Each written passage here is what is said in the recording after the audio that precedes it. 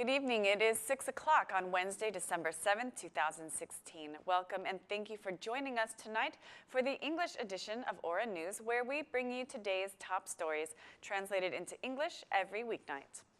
The U.S. ambassador attended the symposium against corruption, where he emphasized that only the vetting process can truly fight corruption in Albania. U.S. Ambassador Donald Lu gave assurance that the new system being set up by the judicial reform will remove political influence over the justice system. The ambassador highlighted that the phenomenon of corruption can only be fought by the Albanian people and not by foreigners. It will start with the vetting of judges and prosecutors early next year. Once enough prosecutors have been vetted, the clean prosecutors will select members to the High Prosecutorial Council. The High Prosecutorial Council will select a chief prosecutor for the special structure on anti-corruption known as SPAC. The senior prosecutors of the SPAC will select a director to the National Bureau of Investigation. Great care has been taken to build a system that is independent and isolated from political pressure. It will also require that the Albanian people watch this process very closely to assure that no single politician, no single judge, or no single prosecutor is able to manipulate or influence the outcome of the system. The responsibility of ensuring clean institutions to fight corruption lies with the Albanian people, civil society, and journalists. I have faith in the wisdom of the Albanian people. They are smart, and they are tough, and they are tired of corruption in this country.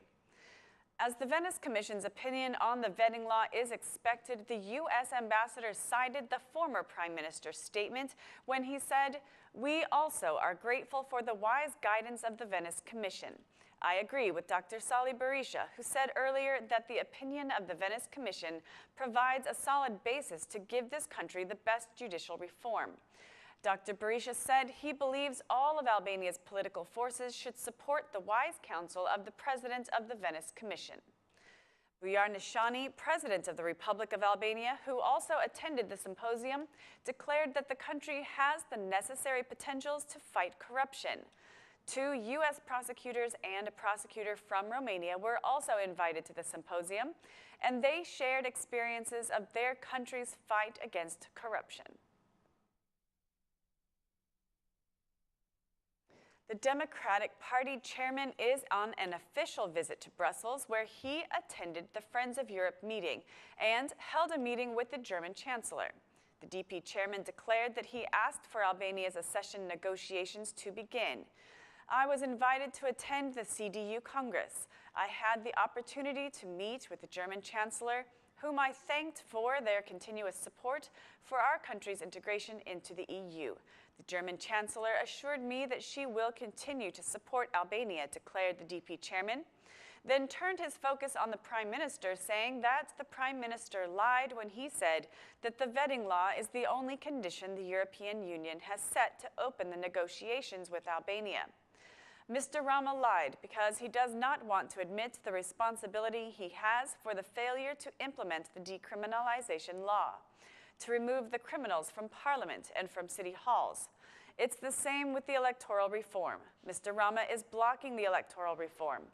It's also the same with the drug problem, which Mr. Rama tries to minimize, but the European Union states have all the information, added the DP chairman. Mr. Basha emphasized that Albania needs Germany's support not only for its integration into the EU, but also in its fight against crime and corruption, which he feels can guarantee democracy in the country.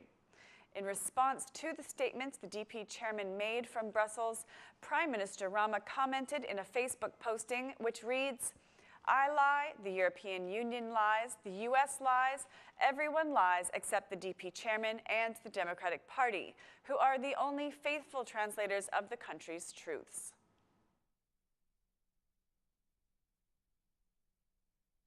Assembly Speaker Ilir Meta continues his official visit to Brussels, where he was received by the Commissioner for EU Enlargement, Johannes Hahn. Mr. Hahn praised Albania's progress and reaffirmed that the integration's success depends on the judicial reform. During the meeting with the Assembly Speaker, Commissioner Hahn declared that the success of the judicial reform and of the decriminalization law in Albania will produce good news for the Balkans region, which needs some positivity right now. The Assembly Speaker expressed his gratitude to Commissioner Hahn for the tireless work of the European Commission in drafting the progress report for Albania and for the positive recommendation in support of opening the negotiations for EU membership. Albania hopes that the European Council also shares the same opinion with the European Commission during this month's upcoming meeting, said Mr. Meta. Earlier today, Mr. Meta held a meeting with the President of the European Parliament, Martin Schulz, with whom he discussed Albania's European future. Mr. Schulz praised Albania's progress towards EU membership, but emphasized that the failure of political cooperation and unnecessary polarizations in internal Albanian politics is damaging the integration process. The National Inspectorate for Territory Protection has undertaken an operation to demolish illegal buildings constructed near the Agricultural University in Kames. The operation started early this morning and security measures were taken to avoid any possible conflicts. The Minister of Interior followed the operation and commented that there were judges about to make rulings to legalize the illegal constructions. Today, some judges were ready to make rulings for these illegal buildings. This is a corruptive practice. Each time there are illegal buildings, there are also judges who violate the law, legalize the building, and do not allow the institutions to do their duty. We are trying to create a justice system that will serve the citizens. The vetting process will be completed regardless of the resistance coming from those who do not want justice. We are determined to do what the citizens have entrusted us to do, declared the Minister of Interior. The director of the National Inspectorate for Territory Protection was of the same mind as the Minister of Interior and stated, "The operation was started a long time ago. Our biggest problem is not with the citizens, but with the courts. We want the courts to respect the law," she said. The head of the legalization agency was also present during the operation and had this to say, "Despite the obstacles, I call on citizens to legalize their illegal buildings. No court decision can stop us from demolishing buildings that cannot be legalized. The citizens were notified long ago." The operation was announced by Prime Minister Edi Rama several weeks ago and was welcomed by the rector of the Agricultural University. Dozens of police officers and rapid intervention forces were present to maintain security. The operation caused heavy traffic on the Fushakria-Tirana road access, causing drivers to use secondary roads. The Minister of Transport reported in the Parliamentary Economic Commission today on the ministry's predicted 2017 budget. The minister declared that the 2017 budget does not allot any funds for constructing the Arbory Road, even though it was promised by the government.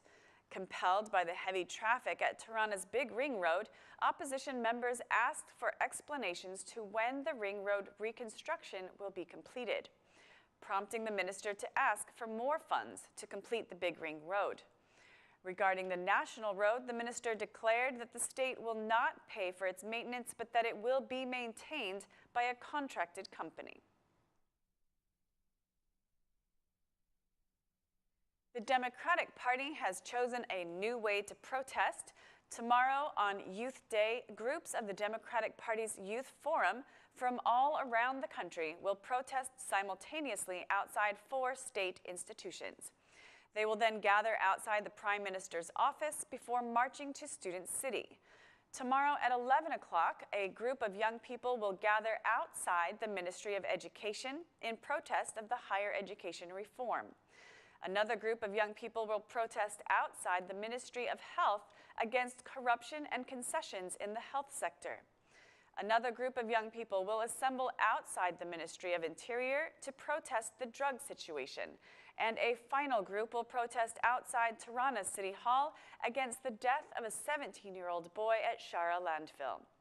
At 12 o'clock, after the protests, all the youth will gather outside the Prime Minister's office to regroup and then march towards the Student City, following the same itinerary the students of 1991 followed.